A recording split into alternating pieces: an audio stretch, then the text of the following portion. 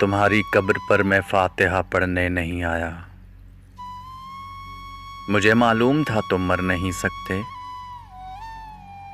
तुम्हारी मौत की सच्ची खबर जिसने उड़ाई थी वो झूठा था। वो तुम कब थे? कोई सूखा हुआ पत्ता हवा से मिल के टूटा था। मेरी आंखें तुम्हारे मंजरों में कैद हैं अब तक। मैं जो भी देखता हूँ सोचता हूँ वो वही है जो तुम्हारी नेकनामी और बदनामी की दुनिया थी। कहीं कुछ भी नहीं बदला।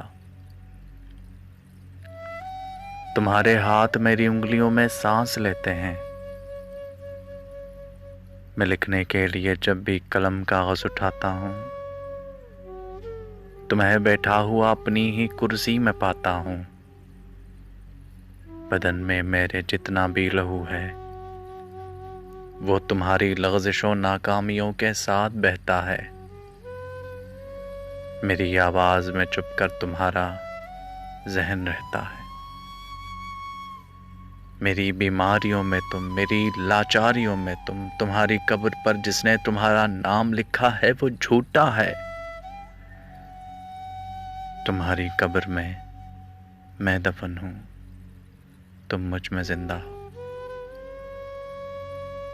कभी फुर्सत मिले तो फातिहा पढ़ने चले आना।